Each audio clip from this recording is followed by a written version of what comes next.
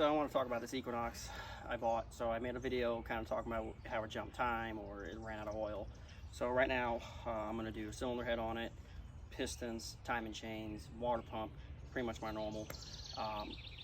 So I'm in the middle of transitioning from working out of my house to working at a shop. So usually I like to overhaul these in the frame. I don't have to pull the engines out, but since I'm at home, I'm really not trying to lay underneath this thing with the oil panel hitting the face with oil, so I'm just going to rip the engine out and do it on a stand. So I'm going to show you guys how I do that and what's all involved with pulling this at home and what you need to do. Well, I got it all unhooked, unbolted. The only thing holding it's this mount 2 bell housing bolt, so I'm going to unbolt those 2 bolts, get my cherry picker on it, and rip it out.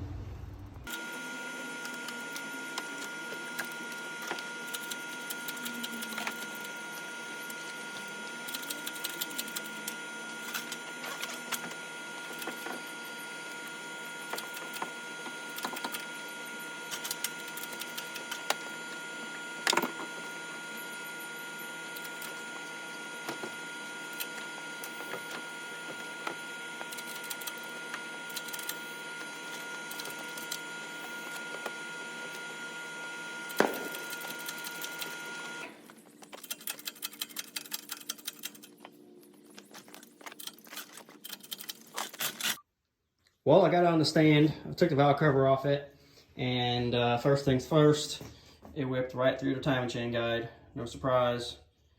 Can we just imagine the noise this thing was making? They obviously never changed the oil. Look at all the sludge. All sludgy, sludged up. No surprise. Then you want to call the car shit when you don't take care of it. So I'm going to tear it down, put a new cylinder head on it, put new pistons in it, timing chains and everything, and I'll actually give you guys like a time lapse of me tearing it down so you can see. So right now I'm pulling the timing chain tensioner out of it.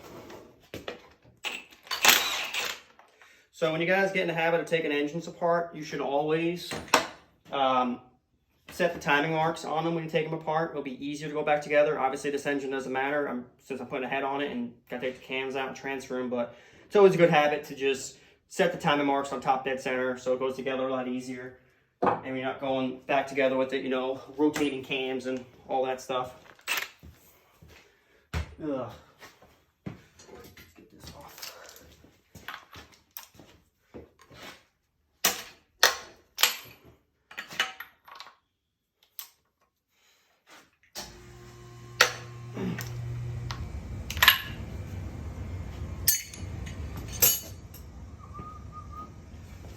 So I've done a lot of these engines throughout my career working at a Chevy dealership. I started back in 2013 overhauling these oil consumption, and there was a point in my career I was doing like 3 or 4 of these a week, so for a long time. So I got really good at doing these. I used to be able to do them in like 3 or 4 hours, pistons on the warranty. They used to pay like, I think they used to pay 10 for it, and they bumped the time to like 12 for. So I used to do really well on them. Then everybody wanted them, they complained. So.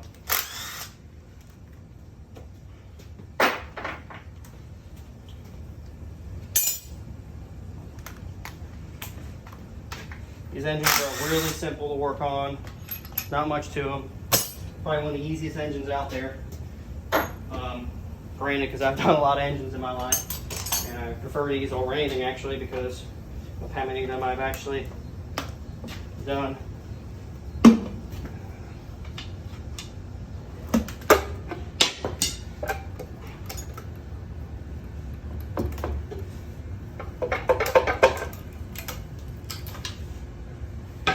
So, I don't know if you can see, but in an extreme situation, sometimes this guide here will break, this black guide, and the chain will actually slap into this intake side balance chain sprocket and actually grind the bolt down flush. It'll make a mess sometimes. I've seen that quite a few times actually. And sometimes this upper timing chain guide bolt, they will actually break the bolt off because the chain will slap into it when the guide breaks. And usually they make a repair kit for it. I don't really like the repair kit. I just put a head on it. I usually can't get the guide tightened up with the repair kit, but that's just me.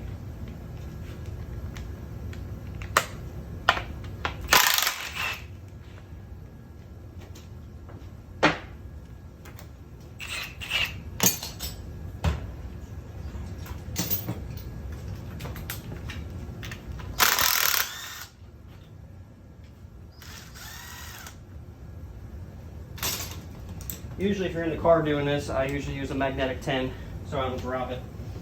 But on the stand, it don't really matter. If it falls in the pan, I can obviously get it. So I ain't worried about that. Get this guy out of there. Get this other bolt out of this guy. Alright, now I gotta get these actuators off.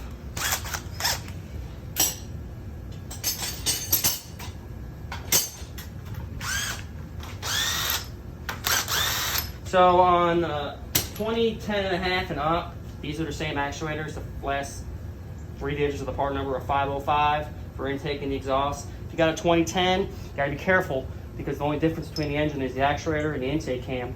And if you swap these, they won't run right. And I've seen people do that before. So always make sure when you order the actuators, especially if you got a 2010, you got the right part number. Usually you can tell because the intake one, if it's a 2010, which is a 515, is white. A 2010 and a half and up are usually both black. So that's how you know.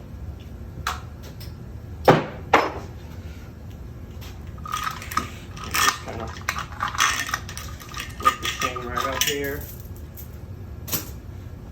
All right, now I gotta get these little 4 inverted Torx out.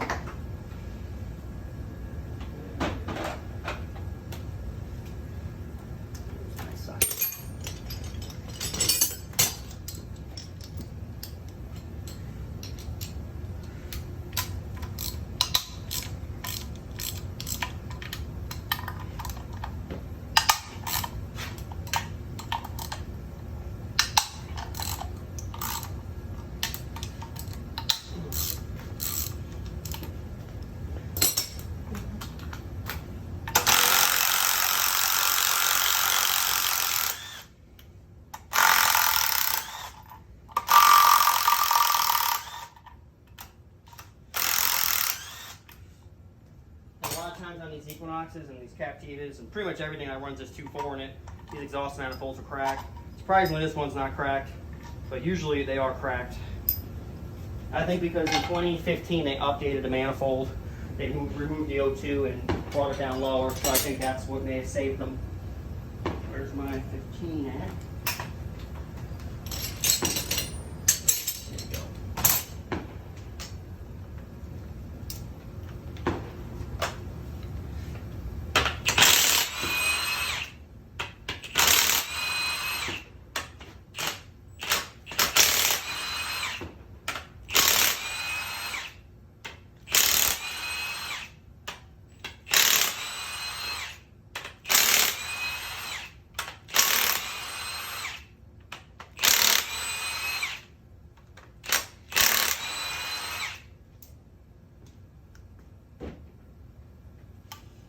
Pull these bolts out.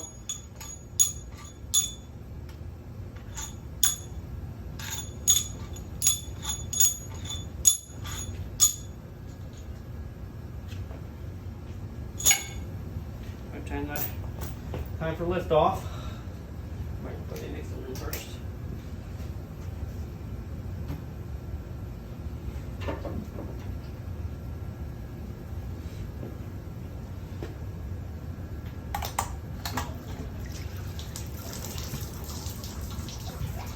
It all spill out. Make a nice mess.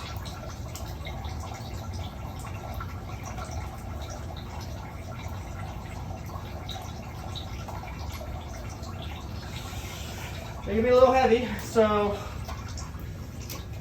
I usually try to do a 2-person job on this. Don't have a choice now.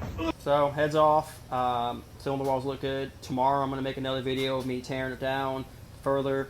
And put pistons and everything in it, putting it back together. So subscribe and follow for part 2.